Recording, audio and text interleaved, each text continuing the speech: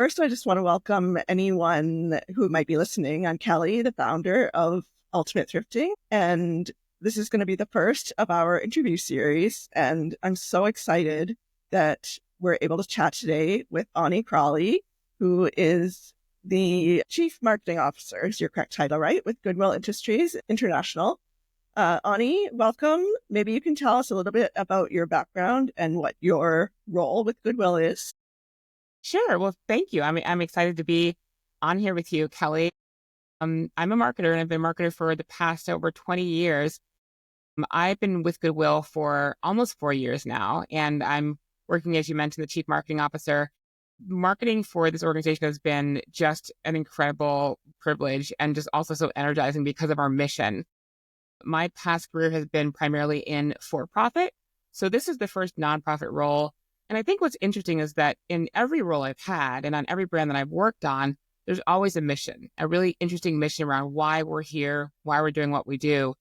This, I would say, is my first role where I feel the mission is so tangible and so visible and just so apparent in our work every single day. And I think that's one of the most inspiring things about this role. But I've loved marketing for so long, and getting to market for a brand and an organization that has such an incredible mission about helping people has been just, it's kind of a dream role. So I think most people are aware that Goodwill is a not-for-profit, registered charitable organization. Correct me if I'm wrong. I kind of think there's a bit of a misconception among the general population who know that Goodwill stores sell clothing, household goods, etc., at affordable prices, and kind of feel like that is their mission, that their mission was to provide household goods at low prices for people who might not be able to afford to pay retail.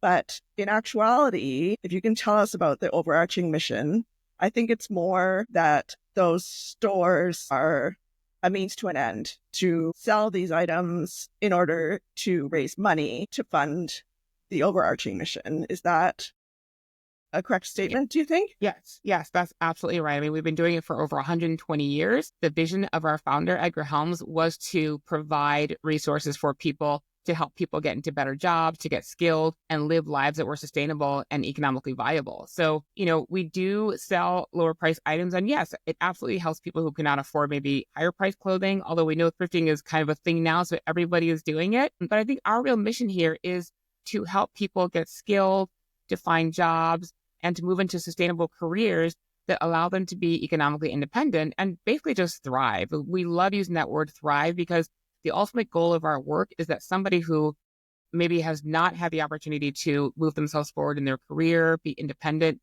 now through our support, they are able to self-empower into a space where they're now living and thriving in a way that they haven't before. So for people who might not know exactly what that looks like, so I, for example, actually had a Goodwill store location not too far from me that had a career center attached to it, but not all stores have that. And so I kind of got a better idea, I think, of the mission and some of the things that Goodwill can provide. So for those who don't know, are there specifics that you can get into about, what our money does when we buy from Goodwill? Yeah, absolutely. So you think about the organization, and we're really a network of 153 different organizations, and each one is so tightly embedded in their communities. They really understand what the needs are of the people in those communities. So you think about someone coming into a job center and saying, can I get a job, or I need support?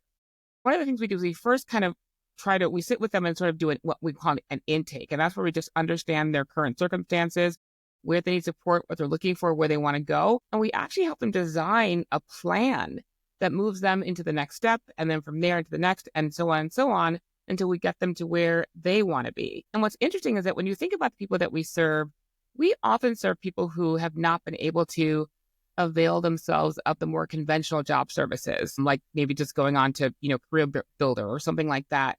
These are people who have maybe challenges. It could be that, English is not a first language, or maybe they don't have a high school diploma, or maybe they're coming back from the justice system and it's been hard to get anyone to kind of pay attention to them or give them any opportunities. And so we'll work with these people and address all of the things that they find a challenge in a way that they wouldn't get if they went somewhere else. We also have people who just, maybe it's a single mom who's working and wants a better job, but she's got kids. How does she care for the kids and also go to school? Or how can she go for an interview when she's got kids at home? So we do all kinds of support services as well. So we're really looking at the whole person and not just, oh, you need a job, here's how we help you. So whether it's getting somebody a free ride to an interview or helping somebody find a way to get childcare while they're maybe getting training or schooling, we do a lot to help populations that maybe are more underserved in this country in many ways.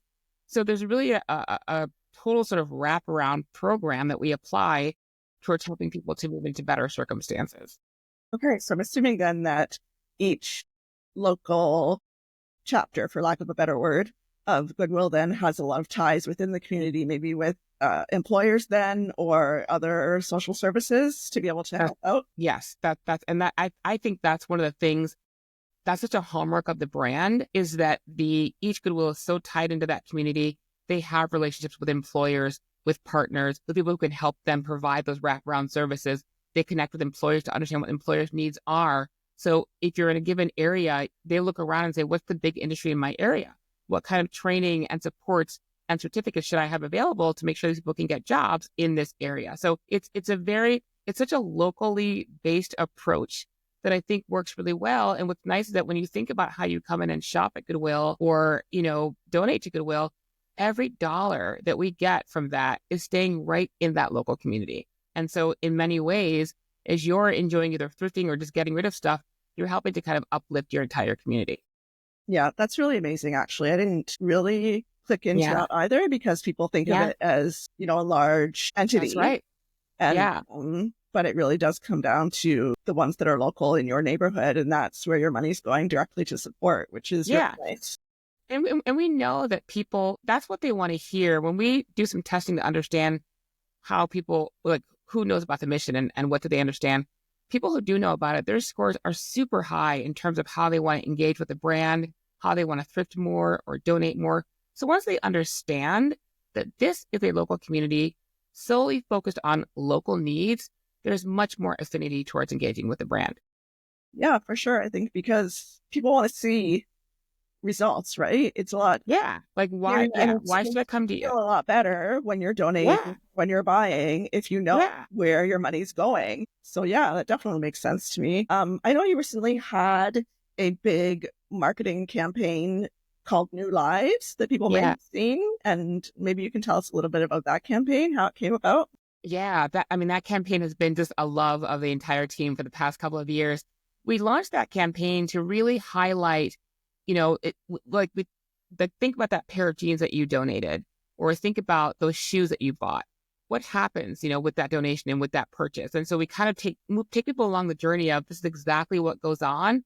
But now that revenue from that donation or that revenue from that purchase from that donation is now being used to create a service or a program or a support so that somebody can get into a better circumstance. And what's so beautiful about the campaign is that we're actually highlighting real people. So every single person you see in the New Lives campaign is an actual participant. It's not, not paid actors. Yeah. So it's really nice to kind of see that and to hear their stories. It's so inspiring when you hear about, what they've overcome, because many have come from, circumstances that were just not, pleasant or ideal, whether it was an abusive circumstance in the home or something else. And so just being able to overcome that and see them reach just all of their potential it's incredibly inspiring. And I have to tell you, it's funny because I'm not, I don't think I'm over emotional, but you can't not get at least somewhat verklempt when you see some of these videos. They're just, it's very enriching and it makes you understand kind of your role, right, in society in many ways. And so that was the whole point of the campaign. If you look at prior campaigns that we've done at Goodwill, we talked a lot about thrifting and the joy of thrifting and the treasure hunt, which is all true. But people know that. They know our stores. We have over 3,300 of them. They know the stores. They understand that footprint. What they didn't know was mission. So this is kind of coming at our message in a different way and talking first about this person and how those earrings that you donated, this is what that person was able to do. It's an incredibly inspiring story of connecting the dots from the donation all the way to somebody now thriving in a new career. Does there happen to be somewhere online where people could watch these videos? We have I mean, so first we often do things on social where sometimes we kind of have snippets of videos, but I would say if you go to our website, our website, we have videos for the New Lives campaign. We also have a YouTube channel. You can see a lot of inspiring stories there also. And if you go to basically our social platform, we'll have different videos. I think if you want to kind of get in and kind of really see what's going on with different people, YouTube is a great place to go because we house a lot of our videos there. So I'll encourage people to follow you on all social media, and Yeah, a lot of the yeah, stores themselves also yeah. have We've their got own social media absolutely. We've got as a great well. landing I know page I for New follow my Lives. local ones to get to hear about all the deals and stories on top of that. Yeah, yeah. But yeah, I think it's really important to get that message directly to people because still I think there are hardcore thrifters like me out there who know Mhm. it's a great place to shop, Yeah. get steals, amazing stuff. But there's still, it's completely changed over the last, I'd say maybe 20 years. Hmm. All of thrifting has become much more the norm and fashionable and trendy. People don't feel any sort of stigma. I feel like back in the day, there used to be more of a little bit of a stigma around thrifting, that it was for the underprivileged. And I've also seen a little bit of messaging from people feeling that just not the general population shouldn't necessarily do a lot of thrifting because they're Hmm. taking items away from Yeah, those who really need it. That type yeah, of yeah. thinking does occur in some people. And so I think it's really important to stress that, first of all, there's way more than enough to go around. Stores are full of great things. Yeah, I And would totally agree. the fact that you want everyone to shop there because Yeah, your money is going to help this mission. that's right. So, And we welcome everyone. We get, the merchandise we get in, we turn it over, pretty quickly. And so there's always new stuff for folks to come in and get. Like you said, thrifting has become much more mainstream now. It's almost a badge of honor for many younger audiences, especially Gen Z and even younger millennials. And I think part of that is just this more awareness about the need to be eco-conscious. And so it ties right into kind of that ethos as well. So everyone is doing it. I mean, it's not, it's no longer kind of the stigma that it used to have.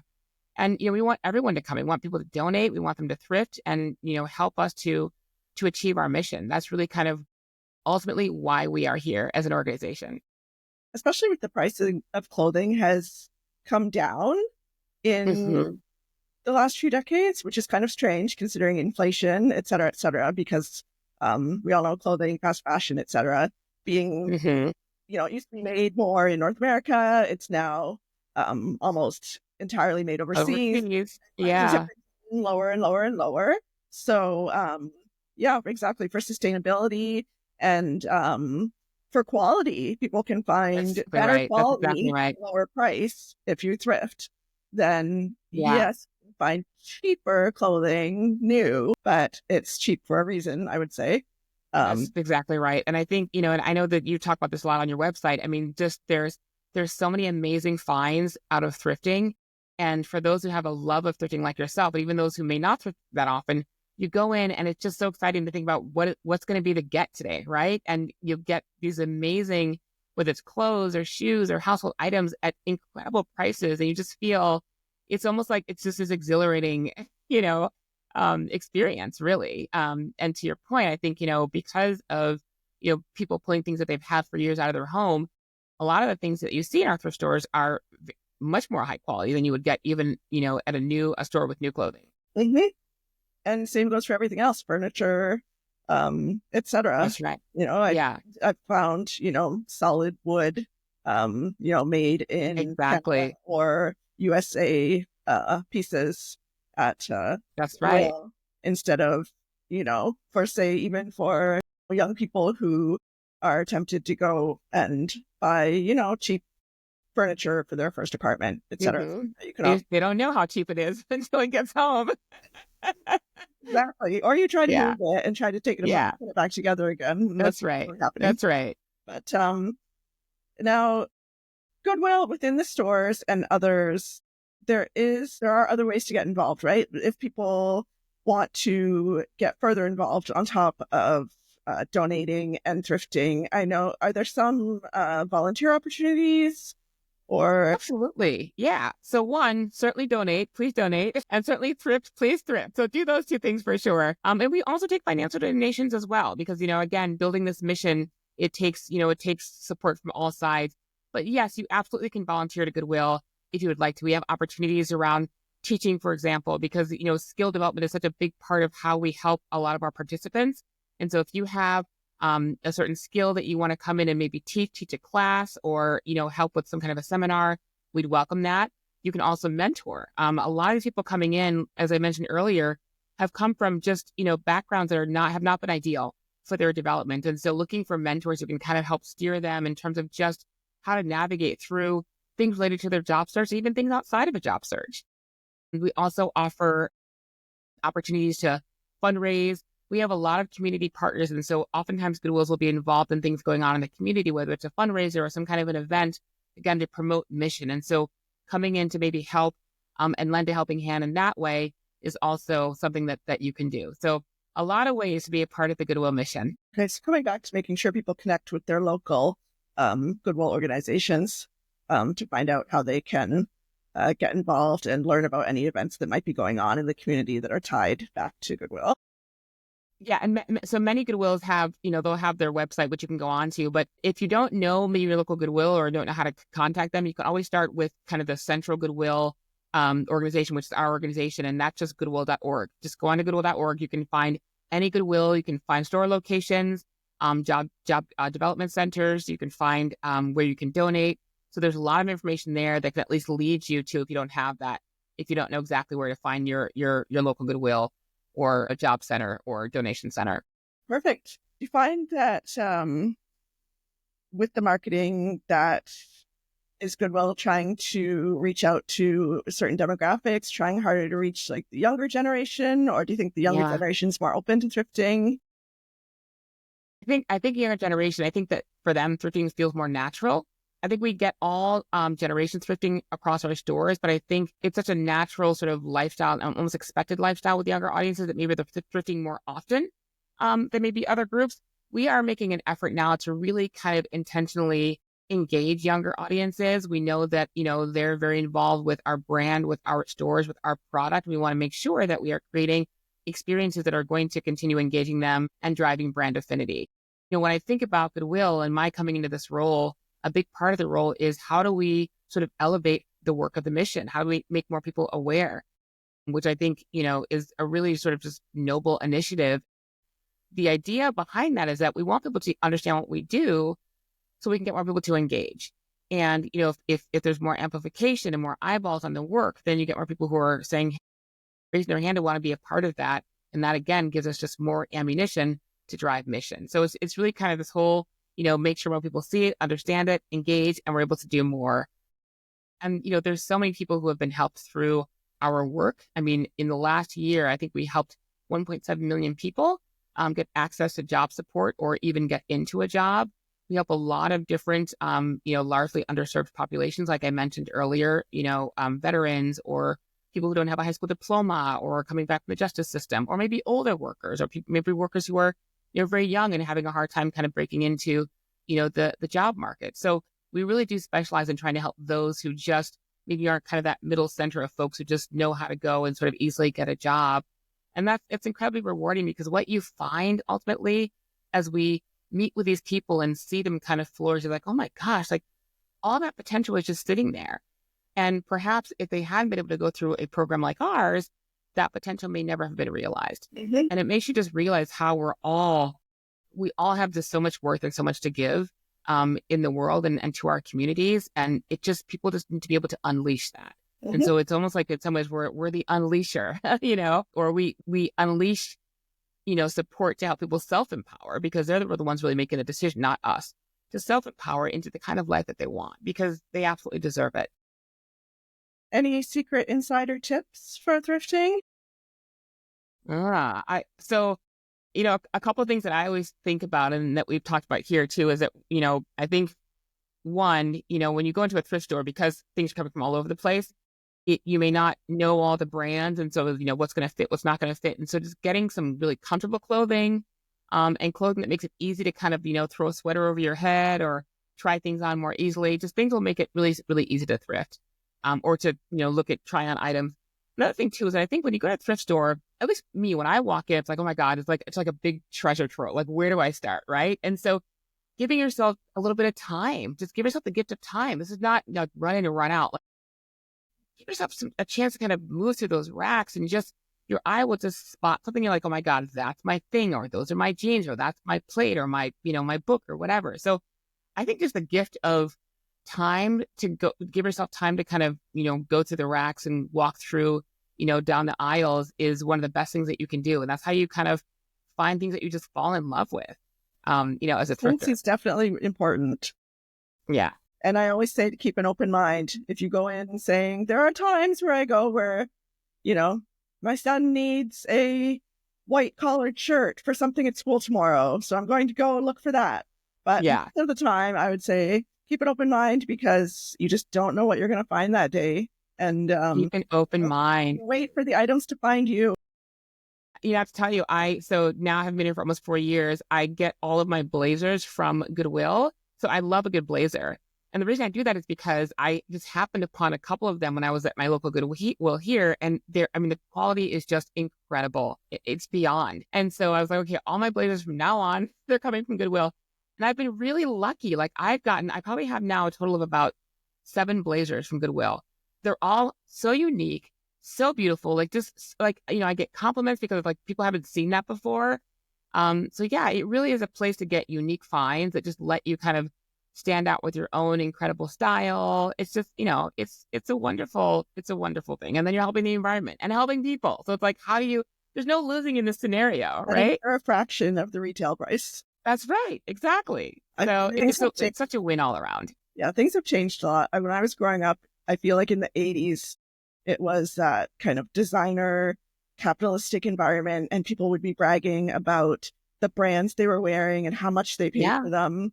And now people are more likely to brag about how little they were able to snag for. So, and get excited about it. And not to mention, you can get a lot of designer things as well from Goodwill. I think we have over 160 boutique stores across the country, and I've been in a few of them, and they are incredible. Just wonderful, high quality, great brands if you're a brands person. But then the price, you got to clutch your pearls. Like, am I really just paying this little for all this? What's going on here? But we've all our start car moments in the thrift store where we're like, hurry up and pay before something goes wrong. I know, right? Like, did I get the price wrong? Hurry up. Yeah. So it's such, and our stores, we make a point of like updating our stores and wanting to make sure we have the right experience for our customers. And so it's a really fun experience. It's a nice experience, and you come away with just some great stuff. And there's an online curated site where people can shop as well, right? We have a number of sites. We obviously e-com, that's how people are sort of shopping today. And so we have a couple of e-commerce sites you can buy like clothes and merchandise. We also have a Goodwill Books where you can get a lot of books and music and CDs and things like that. So a number of platforms where you can also go and thrift. And again, the revenue from those sales still go back to help the local Goodwill provide support services for those who are looking for it. Perfect. We love shopping from home as well. Yeah. Okay. Any final thoughts or anything that you'd want to tell our audience? The only thing I would just harp on is what we've kind of been talking about this whole time is the mission, and just people really understanding that, like everything about Goodwill is meant to help that community that it's in. And I don't know that there are a lot of brands that can really say that. Our competitors certainly can't say that. Everything that we do is designed specifically to help that particular community thrive. So just know that wherever you're living and you look around and think to yourself, I love where I live. I love the people. I love the community. Going to Goodwill is really showing that love. That's what I would say, because everything they do is meant to help that community and that community specifically. Okay. So thrifters, you heard it. Yeah. If you're going to go thrifting, why not choose to thrift at Goodwill and give your money to a not-for-profit who supports your local community instead of to a for-profit, corporate organization. You might as well add another benefit to your thrifting purchase on top of the multiple benefits that we've already talked about today.